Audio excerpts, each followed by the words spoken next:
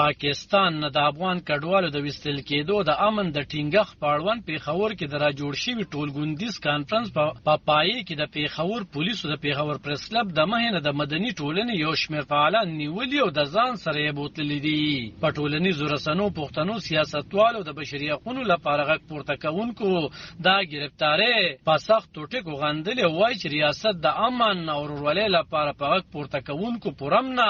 او سوله دوستو خلکو لاس اچوي. په نیول شوو کې د څېړنیز او پرمختیایي مرکز مفکورې مشر خیاط روحاني، د پښتون ژغورنې غورځنګ د پیښور ویان ډاکټر مشتاق، د پی ټی ایم خیبر رابطه کار افتاب شینواري او د پښتون سټوډنټ فدریشن غړي دانیال دانش شامل دي. د دې گرفتارو په ضد په ټولنیزو رسنو د سخت خبرګون مهتله راتلو وروستو د شپې ناوخته خیاط روحاني ویلي چې هغه پولیسو په شپه کې خوشي کړي، خو نور فعالین تر اوسه د پولیسو ولقه کې دي. څېړنیز او پرمختیایي مرکز مفکورې او د موسیقۍ د هنر سره د تړلو فنکارانو تنظیم هنري ټولنې پرون د ګل پروز د امن د افغان کډوالو ستونزې او حل لارې په نوم په پیښور پریس کلب کې یو ټولګوندیز سیمینار را جوړ کړی و چې پکې د بېلابېلو سیاسي ګوندونو استازو، مدني فعالانو، لیکوالانو، دانشورانو او خبریالانو برخه درلوده. کله چې په پریس کلب کې دغه سیمینار روانو ان په دغه مخال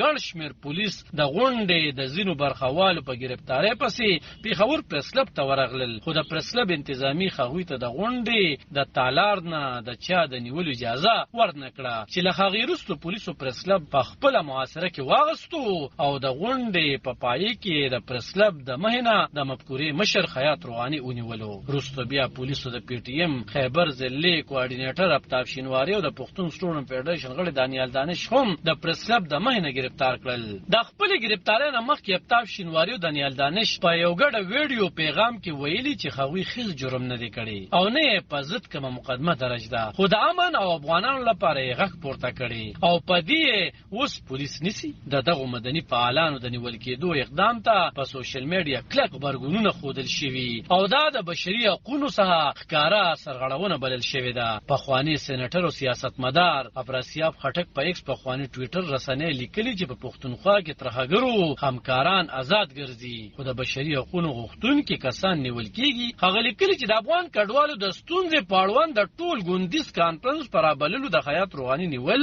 د خیوات پاین کې د ورکړل شو بنیادي حقونو څخه ښکاره سرغړونه ده. د ملګرو ملتونو د کډوالو ادارې UNHCR تر مخه دا وخت په پاکستان کې د UNHCR سره 14 لکه افغان کډوال رجسټر دي. 8 لکه افغانانو ته د پاکستان حکومت په کال 2018 کې د رجسټریشن کارډونه ورکړي او دریم د حکومت داو تر مخه 15 لکه افغان کډوال داسې دي چې اسناد نه لري. علب خان شیرپو دلبر نیوز 400